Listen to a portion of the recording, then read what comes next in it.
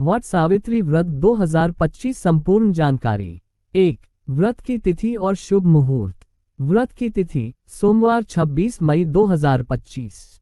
अमावस्या तिथि प्रारंभ 26 मई दोपहर 12:11 अमावस्या तिथि समाप्त 27 मई सुबह 8:31 बजे।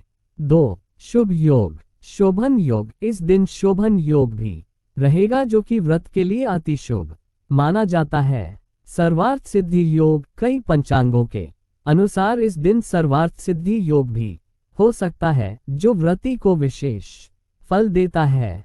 3. व्रत का महत्व। वट सावित्री व्रत सुहागन स्त्रियों द्वारा अपने पति की दीर्घायु स्वास्थ्य और सुख समृद्धि के लिए किया जाता है। इस दिन वट वृक्ष की पूजा की जाती है जो त्रिदेवों का प्रतीक है। ब्रह्मा जड़ों में, विष्णु तने में, महादेव शाखाओं में निवास करते हैं।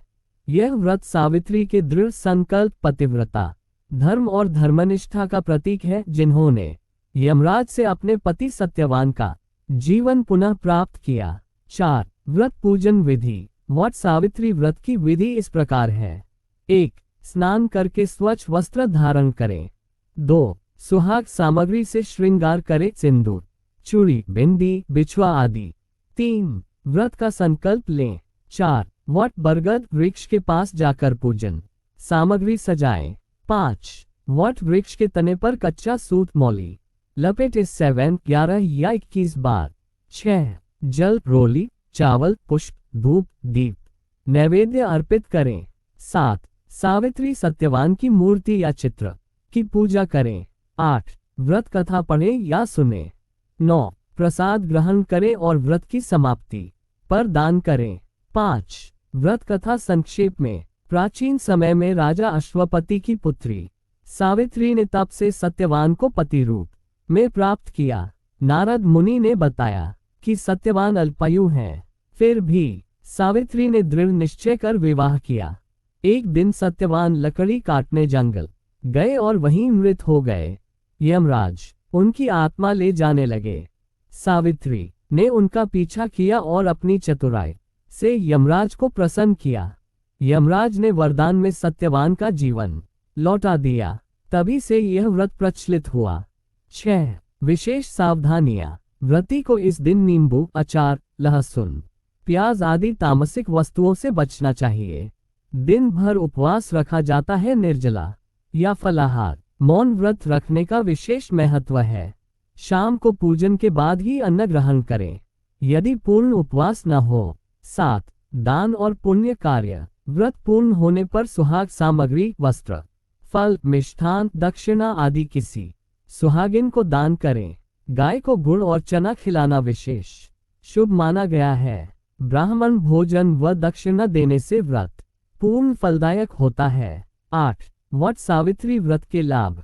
पति की आयु, स्वास्थ्य और सफलता बढ़ती है। परिवार में सुख शांति बनी रहती है। व्रती स्त्री को अखंड सौभाग्य की प्राप्ति होती है। व्रत से यमराज भी प्रसन्न होते हैं और मृत्यु भय दूर रहता है। 9. पूजन में बोले जाने वाले मंत्र। वट वृक्ष पूजा मंत्र। वट वृक्ष त्वं नमाम्य त्रिदेव निवासोऽसि। ब्रह्मा त्वं मूलतः स्थितः, विष्णु स्कंधे प्रतिष्ठितः, शाखा शिवो देवो, मूले लक्ष्मी स्थिता सदा। इस मंत्र के द्वारा वट वृक्ष को त्रिदेवों का स्वरूप मानकर पूजन किया जाता है। सावित्री की प्रार्थना। सावित्री सत्यसंकल्पा धर्मपत्नी महाफला व्रतेनानेन में नित्यम पति सौभाग्यमस्तु में। 10. व्रत के पीछे की आध्यात्मिक मान्यता। वट सावित्री व्रत केवल पति की दीर्घायु के लिए नहीं बल्कि स्त्री की आस्था, निष्ठा और आत्मबल का प्रतीक है। यह व्रत ये सिखाता है कि एक स्त्री अपने संकल्प, साहस और बुद्धिमत्ता से मृत्यु जैसे अटल सत्य को भी टाल सकती है। यह व्रत स्त्री को आध्यात्मिक शक्ति, आत्मविश्वास और श्रद्धा से जोड़ता है। 11. आधुनिक युग में वट सावित्री व्रत का महत्व। आज के समय में जहां रिश्ते कमजोर हो रहे हैं, यह व्रत हमें सिखाता है धैर्य और समर्पण का मूल्य। पति पत्नी के रिश्ते में विश्वास और सहारा कितना जरूरी है। परिवार की रक्षा और उसके लिए त्याग की भावना। यह व्रत पारिवारिक जीवन की नींव को मजबूत करता है। 12 सावित्री और सत्यवान की कथा का प्रतीकात्मक अर्थ। सावित्री दृढ़ संकल्प, श्रद्धा और विवेक। सत्यवान इक्वल सच्चा जीवन जो अस्थायी है। यमराज इक्वल्स मृत्यु या जीवन की कठिनाइयाँ। तीनों वरदान इक्वल्स धर्म, बुद्धि और आत्मबल से सफलता प्राप्ति। यह कथा सिखाती है कि आस्था और विवेक से जीवन की सबसे कठिन परिस्थितियां भी बदल सकती हैं। 13 व्रत में पूछे जाने वाले सामान्य प्रश्न। वट सावित्री व्रत क्या केवल विवाहित स्त्रियां ही रख सकती हैं?